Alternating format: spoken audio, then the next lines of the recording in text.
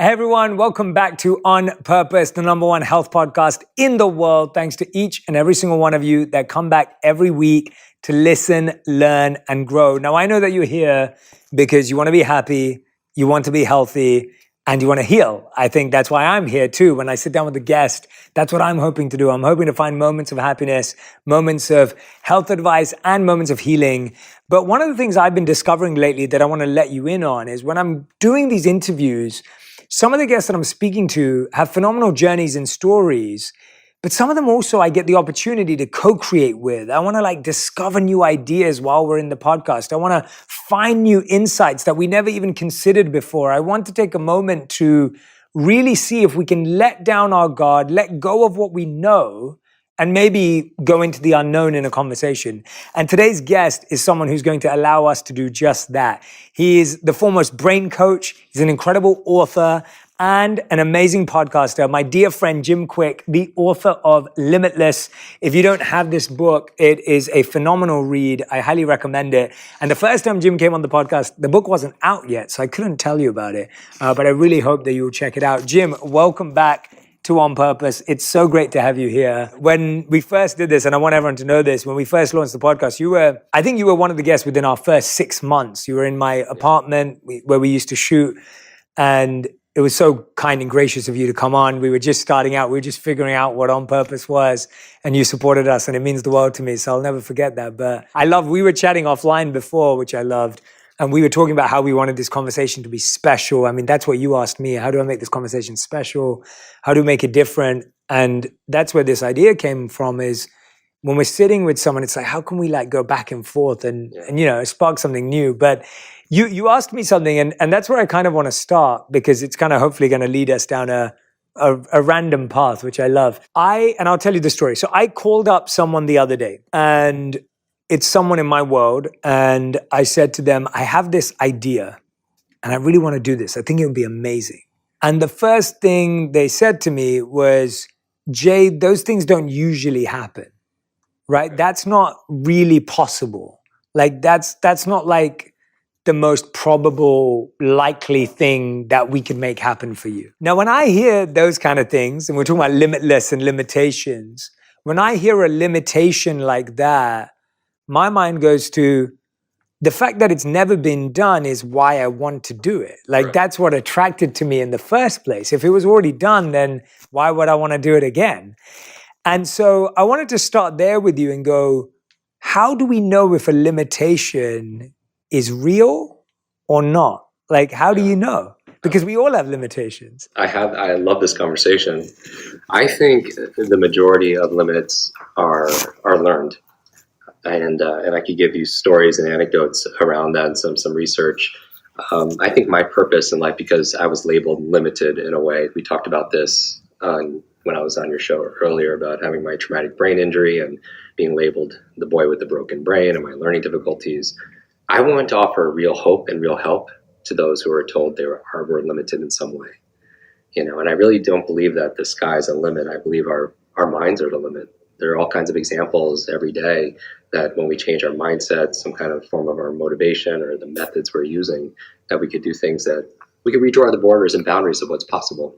Yeah. And you exemplify that. You embody this idea of becoming more limitless. Well, I think it was for me too, and thank you for saying that, but I think it was the same thing for me, where I had also subscribed to the limits I thought society placed on me. Right. And when you start to break one limit and you see this light shining through a crack, and you're like, oh, this limit can actually be broken, you then start thinking, well, how many limits can we break, right? That's where I'm at right now, but I wasn't always like that. I think it's important to talk about that there was a time in my life where I was living in the rules, within the barriers. And now I'm at a place in my life where I'm like, well, which barriers can we push? And that journey for me has been an exciting one and a fun one. Tell me now, what do you think is the difference between open-mindedness, believing in the limitless, versus delusion? Because there's also a fine line on that side as well. Is there a line? And how have you thought about that? And even if we don't have an answer, I want to figure that out with you. Yeah. Let's do it. Yeah. I think to get any kind of results in our life, we need to do a behavior, new behavior, or a new set of behaviors. I think in order to be able to execute that behavior, we need a mindset or a belief that allows that to be possible. The one that's very famous, Roger Bannister in 1950s, he broke the 4-minute mile. And what happened after that, right? Other people started breaking it, and there weren't big advancements in shoe technology, nutritional support, training methodologies, but there was a change in belief about what was possible because it wasn't a real limit. And so even when people are training, he wasn't necessarily delusional. I don't think just because if you believe it, it doesn't mean it's going to happen. But I feel like if we don't believe it, it dramatically reduces the chance of it happening, because we're not going to act accordingly. Yeah. And so many people, they're shrinking what's possible to fit their minds. And I would always say, what if we did the opposite? What if we expanded our minds in this situation to fit more of what's really possible? Yeah. I think that's a great answer. You're so right. It's fascinating how everything is just a thought. I was talking to a couple of friends a couple of nights ago, and I was talking to him about the hernia surgery that I just went through. And he was saying to me, like, how tough was it? And I had a tough version of it. We were just talking about it. Some people wake up and in the next 24 hours, they're fine. It's taken me 4 weeks to feel 50% again, right? Like that's how I feel, maybe 50, 60% again. And I know people have gone through for 12 months. Right. They're still healing through Yeah, process. people are still going through it. And so he said to me, he was just like, how did you not let yourself get depressed? Because like the first week I couldn't walk, and I had something called atelectasis, which is like a partial collapse of the lungs. So I couldn't breathe every 3 breaths almost. And then my wife rushed me to the hospital, to ER like one morning at 3 a.m. because they thought I might have blood clots, and I didn't, thankfully. And then the second week when I started to walk, it was still like on and off pain. It was very uncertain. I then ended up getting back pain because I was on my back for so long. I couldn't lie on either side because I had it on both sides. And so then my back was so I was waking up at 3 a.m. every day for 3 weeks because I couldn't sleep anymore because my back was hurting. So I was walking around at 3 a.m. I couldn't sit to meditate. I was doing walking meditations. And he was like, how did you not get depressed during that time? And I said to him that for me, it was the power of my mind, and it was a story. It was like I'd lost the strength in my body for sure. But I kept repeating to myself, I'm happy, I'm healthy, I'm healing. I'm happy, I'm healthy, I'm healing. And what I was saying to him is, it's not that because I said that I was happy, healthy, and healing. Right. It's that I had a choice of a thought, which is what you're saying, a belief that I could have either believed I'm sad, I'm hurting, and it's all over, or I'm happy, I'm healthy, and I'm healing. And just as you said, it's not that belief or that thought made me better, but it's just that if I didn't have that thought, it would have been way harder to get through that pain. And so I love that, to see that in practice, what you just said, for me was huge. In Limitless, I talk about 7 lies to learning, because my wheelhouse is teaching accelerated learning, teach people to read faster, learn languages, remember people's names, improve their memory, focus. And lie for me stands for limited idea entertained. Limited idea entertained. And So good. It's getting us to self-reflect on, is it really that you're too old or you're not smart enough? People come to me at events after they see me do these memory demonstrations, or maybe I'll remember people's names or do something, and they'll say, Jim, I'm just not smart enough. I have a horrible memory. And I always say, stop. If you fight for your limitations, you get to keep them. Oh, yeah. If you fight for your limits, they're yours. And often we don't know the power of our mind. I mentioned this last time, but it's like your brain is this incredible supercomputer, and your self-talk, your thoughts are the program it will run. So if you tell yourself, I'm not good at remembering people's names, you won't remember the name of the next person you meet because you program your supercomputer not to. So how do you transcend these lies? How do you end the trance? Because these lies, these were learned. Right, this idea that genius is born, this idea that we're only using a small fraction of our brain, 10% or something like that, and you can unravel these lies. And you mentioned a very key word. I put a quote in the book from a French philosopher, and he says, "Life is the C between B and D. Life is the letter C between B and D. B stands for birth, D stands for death. Life C." And you said it, choice. That I really do believe that our lives are the sum total of all the choices we've made up to this point. What are we going to eat? What are we going to feed our minds? Yeah. Who are we going to spend time with? Where are we going to live? What are we going to believe? Yeah. What are we going to think and say to ourselves on a regular basis? And I believe that these difficult times, they can diminish us. These difficult times, they could distract us, which a lot of people feel distracted, or these difficult times, they can develop us. Yeah. Ultimately, we always decide. So the power of choice, you made that choice in terms of what you choose to be able to believe.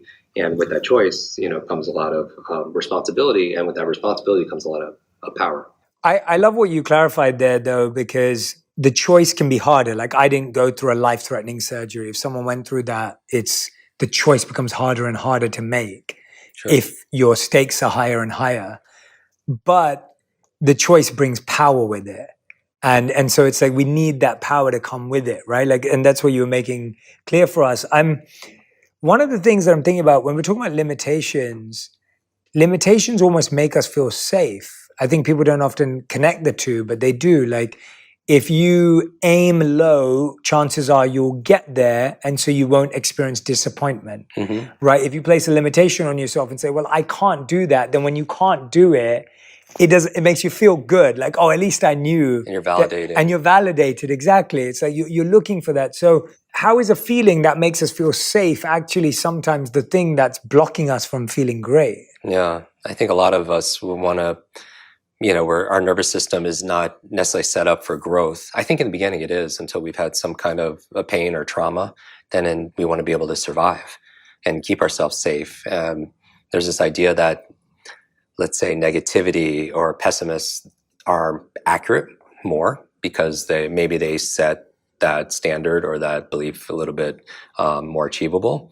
But optimists maybe succeed more because of it, because they have that kind of moonshot idea or thinking. The brain really wants to keep you alive, right? And it doesn't want to change. It takes effort. It takes energy to be able to achieve their goals. There's this thing I saw on Twitter the other day saying life is hard for one of two reasons. Either because you're leaving your comfort zone, life can be very hard, or because you're staying in your comfort zone. If people thought about change, which ultimately, most people want if they're healthy, some area of their life, relationships, health, career, or something, and they're looking outside and they want to achieve something else, it's a lot safer to be able to keep something realistic, without a doubt. And I'm like that way also. Yeah, of course. In terms of my book deadlines, what become realistic is even possible to get it done in X amount of time. And I also find that part of getting results is reaching. And then, and then stable, like you stretch and then you stabilize. Yeah. And then you stretch and you stabilize. You can't be, I don't feel like we could be stretching all the time. Agreed. That you could reach, but you have to recover. You have to replenish. You have to be able to rest. Yeah. Also as well. Yeah. I'm trying to add to that because I know we both like alliteration, but it's like stretch, stabilize, and then forego. Like there's also what's a sacrifice, I guess, but in a positive sense. Or even surrender. Because I found that I definitely am shocked at my capacity with the amount of things I do today that I didn't know were ever possible. So if someone told me 10 years ago, Jay, one day you're going to do this, I would have said, no way, I can just do one thing. And we did exactly what you said. So every year I would stretch myself. Every year, and you're right, you can't just stretch every month, but every year I'd add one thing. So like first we started creating videos, and then after we started creating videos, we did the podcast, and then we did the podcast, we did our courses and programming, and then then I wrote my book, and then after that, so we stretched ourselves a little, and I stretched myself a little every year, but then we stabilized. But I've also found that I've also had to let go of some things, sacrifice some things that once upon a time were really important to me, but today they're not as important.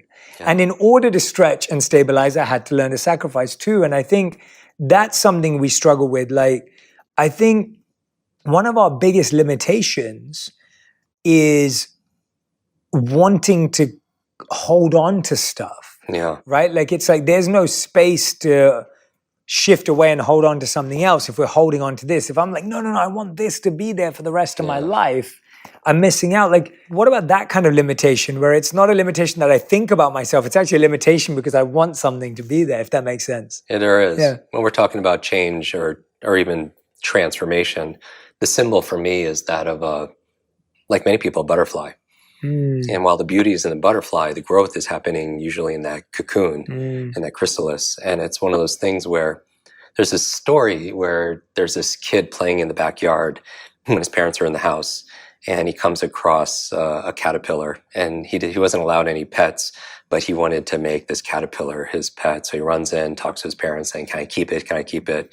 And the mother says, "Yes, but you have to take care of it. You have to be able to feed it and everything." And she gives him a mason jar, puts a little hole in it, and then he goes there and he opens it up and he puts like leaves in there for the caterpillar to eat, and a little tree branch for it to climb. And then and one day, as you can imagine, it spins this cocoon, and the boy is enthralled, is bewildered at this process of life, but he gets a little impatient because he knows what's coming, right? That it's going to emerge as a butterfly, and then one day, lo and behold, you can see a little crack open up, but he gets impatient because it's taking too long. So he runs inside his house and he grabs scissors, and he walks back outside because he knows he's not supposed to run with those scissors, but he clips it, that hole open, to be able to allow it to be able to get free. But an interesting thing happened when this creature came out. It didn't look like a butterfly. It kind of looked like a butterfly, but it didn't really. The wings were very shriveled. The body was very swollen, and it didn't fly. This thing he was looking forward to. And he cries to his parents, and the parents ask what happened, and he was explaining how he cut it open, and they explained to him, because he was trying to make it easy for that creature didn't have to develop the strength, right? And actually, when it pushes through that hole is when it takes the fluids inside of its body, and it nourishes and goes out to the wings, and then it can become that butterfly and soar to new heights. And I guess I bring this up because I feel like even the past few years, people feel like maybe they were cocooning, and they were in this place and they were alone with their thoughts, alone with, their fears. They might be even feeling alone. And you and I have had many conversations about mental health and how our brain health is affecting our mental health. And I would say that through struggles, sometimes there's strength. My struggles growing up were learning. It was public speaking. Life has a sense of humor because that's all I do is public speak on this thing called learning. But disadvantage, within the word disadvantage, there's that word advantage, right? And I always feel like there's some kind of advantage within every disadvantage. Yeah, and it's hard to see that when you're in it. When you're inside the jar or inside the cocoon. Inside the cocoon, it's so hard to see it. But I think looking back at previous cocoons and seeing how you emerged is often the best bet you have. It's almost like, I remember when I was at school, I'd always be like, well, last year I did well in my exams, so how do I do well this year? Let me remember what I did last year. And that's a very small example, but even now it's like when I went through this surgery, the last surgery I had was when I lost my voice and I had polyps in my throat, which was around 10 years ago. And so I remember at that time, for months on end, I was drinking out of a straw and I couldn't speak, and I had a whiteboard where I would write things to my parents and my sister and my mom who were taking care of me. And I was like, okay, well, I got through that surgery. What mindset did I need? What can I do now? Or what did I not do that time that I should get right now? And so I find reflection is such a great tool to overcome limitations. And I think reflecting on your own life, and this is the part that I think I want to talk about this with you, because I don't know the answer, and I don't think we've talked about this before, but we get so fascinated reflecting on other people's lives, right? What is the news? What is pop culture news? What is mainstream media doing? You're spending your whole day reflecting on someone else's life. So-and-so cheated on someone. So-and-so messed up the world record, didn't make it. So-and-so, they fell off stage when they were performing their song or whatever it is, right? There's this negative reflection on everyone else's life, but rarely do we carve out the time to reflect on our own life. Why do you think that is, and where does that come from? And I just want to hear your thoughts on that, because reflection is something we all know how to do. We just don't necessarily do it inward. I think it could be an incredible advantage also, reflection. I mean, when you reflect on something, you're harnessing the power of your memory.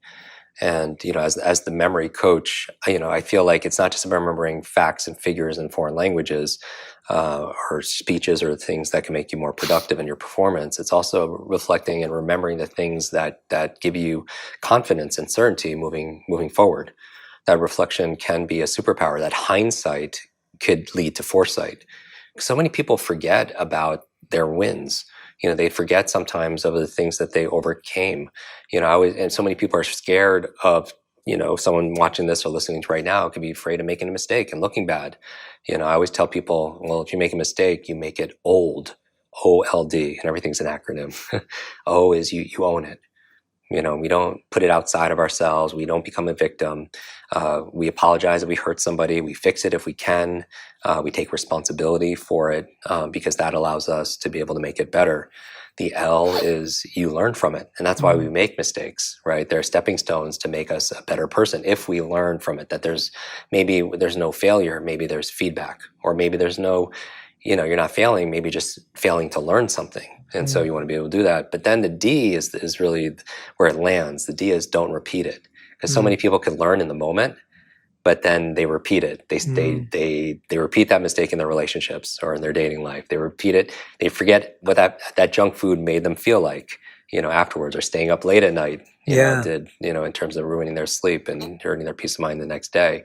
So don't repeat it because, insanity, doing the same thing over and over again, expecting a different result.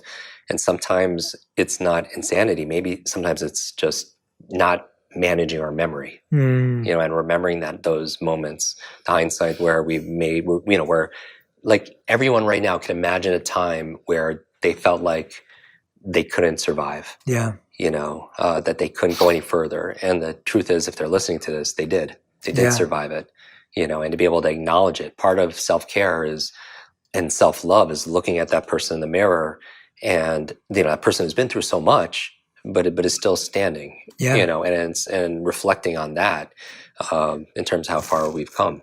Yeah, memory is such a tricky thing, like in the sense of not just like remembering something. What I mean by that is we all know that there's a song from our past that it clicks on and almost all of a sudden you're feeling nostalgia. Right. And you're like remembering that moment when you were at college or whatever it was, right? You can go back to that place. So memory works in that way. But memory also works in the opposite way. Like I was thinking to myself that, just a few weeks ago, I couldn't walk. And I was walking really slowly. I was like really dealing with the pain. I was like, okay, I want to be so mindful. And then as soon as you start to feel better, it's so easy to just forget all of that and just start walking normally again and being not mindful. And it's almost like that, where it's like pain makes you really present and conscious and there. And then all of a sudden when pain goes away, you're not present anymore and you kind of just get on with your life. Mm-hmm. And so I find it weird that sometimes our memory is so strong and sometimes it's so weak. Also, when people have had a really painful trauma in the past, that pain stays with us. And that we almost don't let go of enough. But then sometimes when we've had certain pains, we let them go too quick. It's almost like how long pain stays with you or pleasure stays with you is such a weird concept. And I guess what you're saying is that there are certain types of pain that we have to learn to let go. There are certain types of pain that we need to remember in order to not repeat the same mistake. And it's like, how do you know which one's which? Right. Like, or how do you process it? And even in relationship, we have a lot of emotional pain, mental anguish in relationships sometimes. And, it's even when you're thinking about forgiving someone, you could forgive them but not forget in terms of the lesson that they taught you. And even adversity, do you feel part of it is in hindsight, I think about what's the meaning of this, right? That's a choice that we can make at any given time. Do you think that what you went through most recently with your surgery, do you look at it in any way as, what is this teaching me? Yeah, always. I think for me, there's a lot of lessons in it. One thing is I consider myself to be quite a mindful, healthy individual. I try and eat healthy. I work out. I sleep healthy. I have good rhythms and routines. I definitely push the optimal performance button. Like I'm definitely always trying to figure that out. And I think things like this are very humbling. And that's that's the biggest meaning I take away from all of this stuff is you're not the controller. You're not Superman. Right. You haven't figured everything out. Like they're very humbling. They make you realize you're still in a human body and you have to deal with the ups and downs of it. The second thing I think I took away from this whole journey was how much I've enjoyed being slow. Like I consider myself and when I say slow, I consider myself to be present mentally, but I think I'm quite fast physically and I live a fast life physically. And mental presence is a beautiful thing when you live fast, but having physical presence also which this surgery made me have for the Right. first time in a long time, probably since I was a kid. Like, I can't remember. I've literally felt like there were times when I was teaching myself how to slowly walk again and like put pressure on my feet. And I was like, wait a minute, it's really nice living life this slow. Like, this is actually really special. Like, I hope I can hold on to elements of this. Mm-hmm. And yesterday, it was funny because I was with my friends in New York City and we were on a walk. And usually we looked at it, it was like 20 minutes to get somewhere and the store was going to close in 30 minutes. And I know that if I was walking that path like 5 months ago, I'd have been like, we can do that in 10. Like, that's what I would have said. And I said to my friend yesterday, I was like, look, I think I'm going to do it in probably like 23 minutes because I'm slower right now. Right. And so we're only going to get 7 minutes to the store. So if you guys want to go ahead, you guys go ahead and I'm going to walk at my pace. And we walked there. We got there in 23 minutes and it was absolutely fine. But it was even just me having that shift. I was like, wow, I'm really appreciating walking at this pace. Even though I could get more done before, there's a certain joy in moving at this pace. So I fully agree with you. I think there's so much meaning, so many lessons. And that is the only way to live. I mean, you know, if you don't live that way, it just ends up being another inconvenience. Well, we certainly everybody could have, we have this shared adversity, right? It comes in different forms. You know, I mentioned my challenges were learning, public speaking. As an adult, I had severe sleep issues from sleep apnea, obstructive. And I would, for 5 years, I slept 90 minutes a night. And it was just tearing my mind apart. That's crazy. Yeah, this is one of the things. And it wasn't straight. It was very interrupted. I would stop breathing. It was more of a genetic thing. And I would stop breathing 240 times a night. Each time was like 10 seconds. And I did a series of surgeries. And I know how humbling that could be. You know, and sometimes being reminded that we aren't always the superman or woman or girl. You know, there's a great foundation for curiosity. So what can I learn from this? A great appreciation to cultivate gratitude. Yeah. You know, I think what you appreciate tends to appreciate. Yeah. You know, in our life for sure. And gratitude rewires our nervous system for greater productivity, for greater performance, and certainly greater peace. You know, and I think peace of mind is high currency today. Totally. You know, without a doubt. With my sleep though, you know, and that was a very painful surgery. It was different than when you're a kid and they took my tonsils, my uvula, my soft palate. And I was, you know, for weeks, couldn't breathe, couldn't eat, couldn't do anything. But I think what I learned from my sleep issues, you know, there was a gift in it. You know, when I would be able to read and remember and focus and, you know, so I got to, you know, live what I teach and practice what I post. That's what it is. Yeah, that's what it is. That's a big thing. Yeah. And then the other part of it is I found out that, you know, everything I did was, you know, for a reason. Like there's nowhere else I'd rather be right now, right? I would always say, you know, heck yes or heck no. Because I think a lot of people get tired and because they have too many tabs open. Or maybe some people are watching right now feel burnt out because they're doing too much. Maybe you're not burnt out because you're doing too much. Maybe you feel burnt out because you're doing too little of the things that make you feel alive, the things that really light you up. And, you know, being in that cocoon, part of it is you could get clarity. You know, I think solitude, when we choose to slow down and have, you know, get space from noise, and when you say yes to somebody or something, you're not saying no to yourself. And I think clarity, using time, just even 5-10 minutes a day to just clarify sometimes when you're going 100 miles an hour, you're not thinking about, oh, am I going in the right direction? Yeah. Right. And asking yourself a simple question like, what's most important to me, you know, in my life? What's most important to me in this moment, in my relationships, in my career? And then asking yourself on the other side, are my actions today aligned with those values? Yes. Because sometimes, you know, we might be doing something it's not just about time management for productivity, it's about mind management and it's about priority management. You know, the most important thing is to keep the most important thing the most important thing.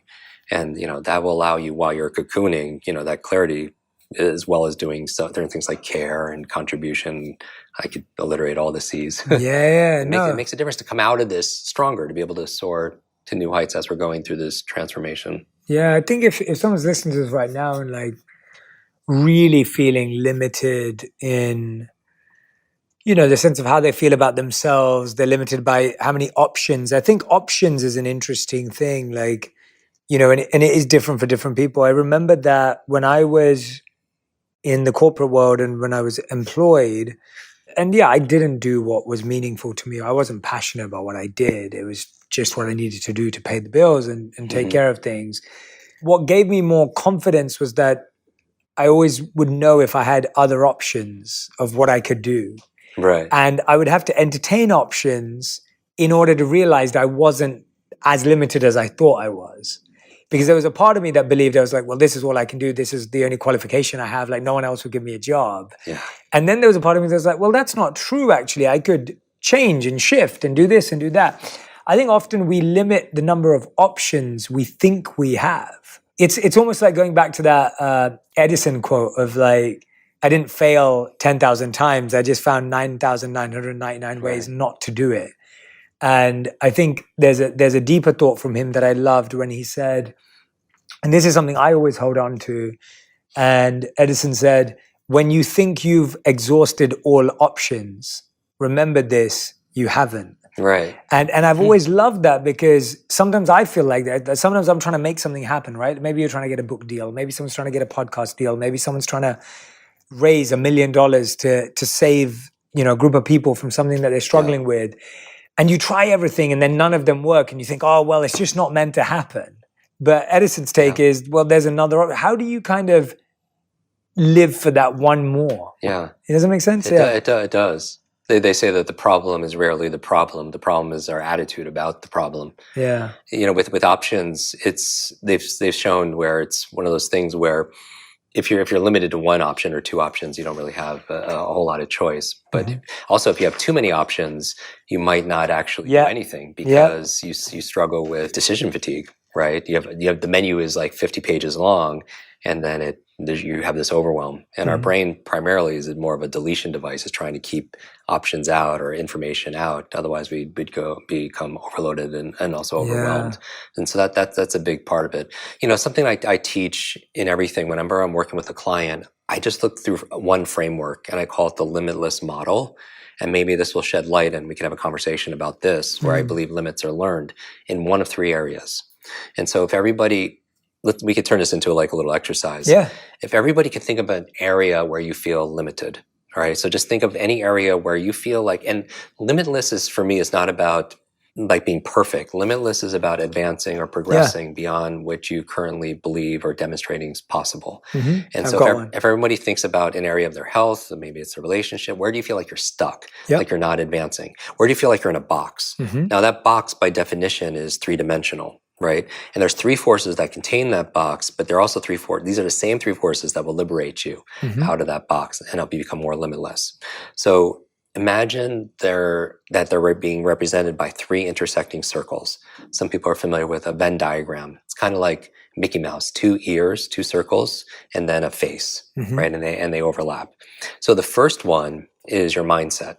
And so I believe that our mindset is something, like I wasn't born with this idea that I had a broken brain. It was imprinted on me, right? And our mindset comes from our experience, through external environment, through other people's expectations. And mindset I'm defining as your attitudes and assumptions about something. Your attitudes, assumptions about what's possible. Your attitudes and assumptions about what you're capable of. Because you could believe it's possible for somebody else to have that loving relationship or build that big business or have 100,000 followers, but you might not believe it's possible for you, and you can still be stuck in that box. Besides what is possible, what you're capable of, what you believe you deserve, right? A lot of people might be stuck in that box because they might know the right methods and might be motivated, but they don't believe that they deserve those things. So those are the things that I talk about, uncovering and unlimiting those lies. So if you believe you're not smart enough, if you believe you're a slow reader, if you believe I am a procrastinator, whatever it happens to be, you're stuck in that box. The second circle that you have to take into account besides mindset, and there are many interventions, by the way, like if you feel like you could identify a lie that, hey, I'm not smart enough, I don't have the resource, whatever it is, there are things that people have talked about on your show, whether it's emotional freedom technique, EMDR, hypnosis. There's ways of changing your belief systems, right? The second circle, though, is just as powerful. The second M, besides mindset, is motivation. And motivation, you could have a limitless mindset, but not be motivated to get out of that box. You might think everything is possible, I deserve it, I'm capable, but you're not motivated to get off the couch and do those things. For me, there's a simple formula for sustained motivation, and it's P, the letter P, times E times S3. And so if we were to do a thought experiment and say, what do you want to be motivated for? Maybe for some people it's to read every day. Leaders or readers. Somebody has decades of experience like you do. You put it into a book, think like a monk, and somebody sit down a few days and read that book. They could download decades and days, but they're not reading every day. Maybe they're really good at buying a book, but they're not good at reading that book. This is some people, right? They're very good at adding to cart, and it sits on their shelf and it becomes shelf help, not self-help, right? But they're not motivated. And so maybe their mindset is, yeah, it's good to grow, but they're not motivated. So P stands for purpose. And what I mean by purpose is, and you're an expert at this, is just not just cognitive reasons, but how do you feel about something? Because we know we're not logical. We are more emotional, right? You mentioned that if there's a song that can take you back to when you're a child, it's that emotional feeling, that mood that got linked to that information. It's just like a food or a fragrance that can take you back to when you're a kid. So purpose, allowing yourself to feel the benefits instead of just, it has to go from your head to your heart to your hands. Right? And so allow yourself to feel that. But even if someone has purpose, they might not read because the E stands for energy, right? Some people, if they haven't slept because they have a newborn child, they can't focus, right? They can't have the mental fortitude. Or maybe they ate some junk food. And I don't think there's junk food. There's junk and there's food. But maybe they're in a food coma and they don't have the energy to study, right? So you have, we talk about the best brain foods, how to reduce stress, because it takes up a lot of energy. Your peer group could take a lot of energy out of you also as well. But let's say you have limitless purpose and limitless energy. The S3 are those small, simple steps. Those tiny little actions you could take. So maybe it's working out and that's too big, or going back to reading. Maybe it's reading a chapter is too big for someone who doesn't do that. Maybe just opening the book is a small, simple step. Reading one line is a small, simple step. Maybe working out an hour a day is tough. Maybe getting your running shoes on. Maybe getting yourself to the gym is a small, simple step. I think little by little, a little becomes a lot, and so that's really the key, is consistency. Because if you're persistent, you could achieve it. But if you're consistent, you get to keep it. Right? It's the difference between something being attainable and sustainable over time. And then finally, the last M are the methods. Once you have a limitless mindset, you have a limitless motivation, you could be doing old methods and still not get to where you need to go. Old methods of sales, old methods of learning, old methods of health. And you wonder why you're still stuck in that box.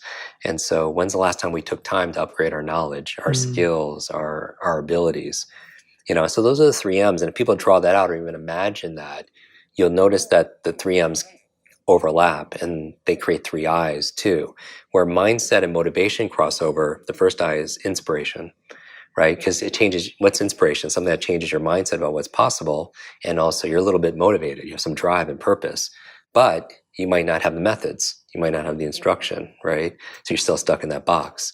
Where mindset and methods cross over, you believe it's possible in your mind and you know what to do, the methods. That's the second I, which is ideation. It just stays an idea, right? But nothing's happening because you're not motivated. And then finally, where motivation and methods cross over, you have the third I, which is implementation. You're motivated, you have purpose, you have energy, and you know what to do get out of that box.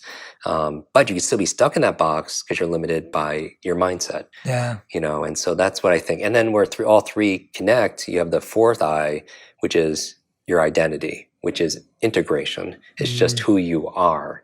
And that's really the goal. So my conversation with becoming more limitless is about redrawing, like where are we stuck? And I think once you could identify, it's, let's say someone can't remember names. Is it my mindset? Do I believe I'm just too old or I have a horrible memory? Or maybe that's not the case. Maybe it's, hey, I don't have a purpose. I don't have a reason to remember their names. Right? Or I'm just really tired. Or I don't have the methods. I was never taught. There's no class on how to remember names. And then it gives you your agency back. It gives Such you a phenomenal, it gives you power back also. It's such a phenomenal framework. It's such a fantastic framework. And I know it's in the book Limitless. It's such a great framework, and I love the way you break things down because, like you said, I think often we just spend too much time or we waste too much time just trying to figure out what the issue is. Right. And it's one of those 3. And once you know that, then you can break it down.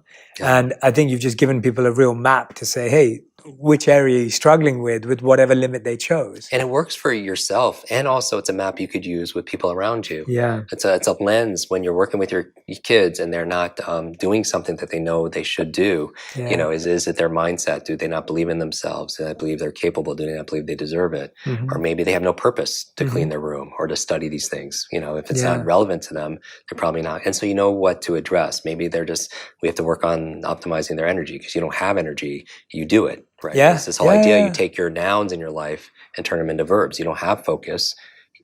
People are thinking, that's my problem, Jim. I'm watching this because I don't have focus. But you don't have focus, you do it. There's a process for focusing. You don't have a memory. There's a process of encoding, storing, and retrieving. You know, you don't even have energy. There's a process for generating energy. You know, as our friend Brendan Burchard talks a lot about, you know, a lot that, you know, you generate this kind of energy. And there also, it can be the methods. Sometimes it's simply learning better tools also as well. So you could use it with your friends. You can work with your team. And this works micro and it also works macro. This works at a cultural level. It works at the level of community. It works at the level of your country. There's a set mindset about, you know, what may be around certain issues, right? And it's really hard to create change or becoming more limitless, you know, based on certain mindset around maybe fairness and equality, whatever it happens to be. Yeah. Or maybe these people in power, maybe they don't have purpose, you know, or maybe they're being incentivized to keep things in a certain way, or maybe they lack energy or resources, or maybe they're using old methods for leadership or making change, right? So it could happen micro or macro. That's unbelievable. Yeah, I love that. I love the framework even more hearing it from you. It's just, I'm trying to think of so many areas in my life where I'm like, okay, which one am I struggling with, right? Like which one is it where we haven't got it right or we haven't figured it out? And I think if everyone just took a few moments today to reflect on that one area of their life that they want to work on and identify it, with that process, when we start to do it, you know, who we're around, we always have known that, like who we're around is such a big deal. Our friends, our family, our community, like these things have a huge impact on us, right? Like negativity is contagious, like so many people say that they feel drained by the people around them or their family, or that when they share a new big idea with someone that they love, they're often met with resistance. Like I hear this so often. Yeah. And when you think about limits, you think about what you said, like you weren't born with limits, you had limits placed on you. But we either get to choose to accept or reject those limits. But it's really hard. It's really hard for people to reject a limit placed on them by someone they love and trust. Walk us through that a little bit. Like, let's think out loud about that. Like when someone has their mother or their father or someone they really respect place a limit on them. Right. You want that person to root for you. You want that person for you to win. Yeah, we all need people to encourage us, to be able to challenge us, to be able to cheerlead for us, to believe in us. And if we haven't found that person yet, then you know, my advice would be to be that person. Yeah. Be that person for somebody else. Especially be that person for yourself, right? You know, we talked about last time in this conversation the difference between a thermostat and a thermometer. A thermometer on the wall, just its only function, it reacts to the environment. And sometimes we as human beings, we react to the economy, we react to politics, we react to how people treat us, we react to the weather. But we know through studies done on people who are most successful, at least the ones that are happiest and most fulfilled, they don't react as much as they respond, right? They're a thermostat. A thermostat doesn't react to the environment. It gauges, it knows the temperature in this room, but it also it sets a temperature and the environment reacts to it. So it's that agency. You know, last time you and I talked about some of the people that I get to be able to spend time with and coach and what I learned from those people. And one of them I mentioned was Stan Lee. And it wasn't just his playfulness, you know, and his passion for what he did. It was also responsibility. You know, I remember I picked him up for dinner one day, evening, and I asked him, like, I need to know this, because I remember I couldn't read. I taught myself how to read by reading comic books. I tell him that whole story because it brought the words to life. But I said, who's your favorite? Who's your favorite? And he says, Jim, my favorite is Iron Man. And he says, Jim, who's your favorite? And he had the Spider-Man tie. And I was like, Spider-Man. And he says, without a pause, in his iconic voice, with great power comes great responsibility, right? And truthfully, I reverse a lot of things I see, I read, I hear, maybe because of my brain injuries as a child. And I heard something totally different. I was like, Stan, you're right. With great power comes great responsibility. And the opposite is also true. With great responsibility comes great power. When we take responsibility for something, we have great power to make things better. Mm-hmm. You know, and the thing is, when we make excuses or we complain, it's probably all valid. It's probably true, right? But it doesn't make anything better, right? So we use a lot of our focus, our attention, our energy when it could be better, well spent, because we can't be upset by the results we didn't get from the work we didn't do, right? And so when we take personal responsibility, we have the power to make things better. And I would say part of responsibility is our peer group certainly affects things. I always say watch. It affects our words, right? The words, we started adopting the same language patterns as people around us, started using the same phrases. The our actions. We start doing the same behaviors as people around us also as well, good and bad, what we eat. So it's not just our neurological networks, it's our social networks, right? And who we spend time with is who we become. We start believing their same standards and their expectations for us, right? The T in watch is we start mirroring the thoughts of the people around us. We start thinking the same way about ourselves as other people think about us. And the C is a big one. It's our character, right? We know that people, if they have breaks in integrity and they're around people that are disingenuous, that they're more likely to pursue, and have that same kind of standard. I saw recently a quote that said, integrity is measured by the distance between someone's lips and their life. And I just wow, I just got goosebumps. Yeah, that's powerful. I love that. I call them truth bumps, but it's the character. And then finally, the H in watch are habits. We start adopting the same routines and the habits of the people that we spend time with. Yeah. So we have to stand guard to the doors of our mind, right? And we have these mirror neurons that's constantly in our nervous system that are constantly imitating the people around us. And so we can love our family and we can love our friends, but when our lives are fueled by the expectations and beliefs and opinions of other people, then we're going to run out of gas, right? Good, bad, and indifferent. Part of it is owning that agency, saying that, it's hard. When people don't believe in you and like that, I was very blessed. I think, I won the lottery when it came to my parents. They immigrated here. They're not the most spiritual. They've never had a green juice. They don't do yoga. They're not the most health conscious or, read personal development books, but they're just really good people. They do they're hardworking. They're very, very kind. So I feel like everything that's good that's come out of, that I've ever done is I credit to them. Anything that's falls short, it's all on me. So I'm very blessed. And it's not so much about the resources you have, because we didn't have any education. We didn't have any money. We lived in the back of a laundromat that my mom, worked at, didn't have any connections or network or anything, back then. And so I would say that if there's somebody else that has survived and even thrived, those same kind of situations, that I do believe that genius in any of its form, I'm not talking about IQ, that it's built, that it's not born. It's built around that we shouldn't be shrinking our lives and our dreams to meet this current situation.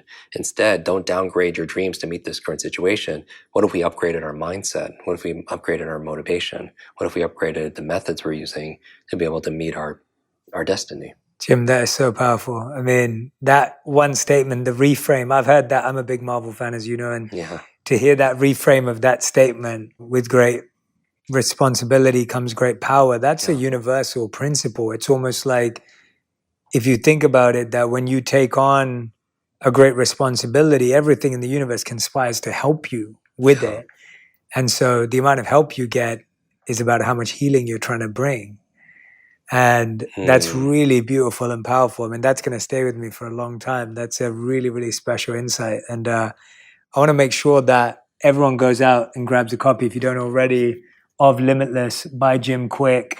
The 3M model is in this book and broken down step by step. As you saw and heard, Jim is a highly systematic, logical thinker. And so if you want really practical, key advice on all of these ideas and insights, then make sure you go and grab a copy of this book.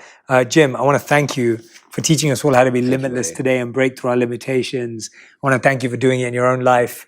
Thank your parents too for doing what they did. That was beautiful to hear that. And I'm always here to support and be right with you, whatever you're doing. So thank you so much.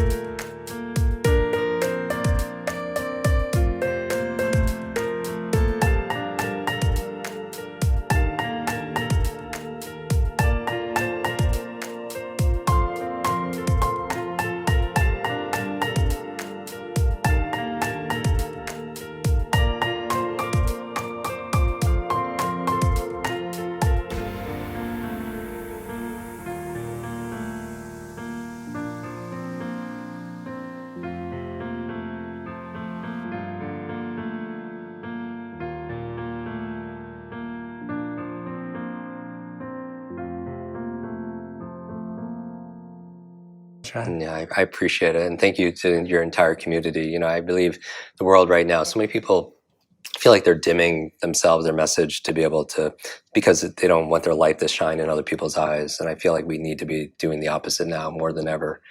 You know, that we need a better, brighter world. And I think Well that said. there's a version of ourselves and our family is our purpose, everything that's patiently waiting. And the goal is we show up every single day Yeah. until we're introduced. Well said. Well said. Jim Kwik, everyone. Make sure that you tag me and Jim on Instagram, on Twitter, on TikTok, whatever platform you're using. Let us know what you learned, what you took away, what you've gained from this conversation. We're going to be back next week, of course, with another incredible episode of On Purpose. Thank you for all your love. Make sure you subscribe. And Jim, thank you so much again for joining us. It's been an honor.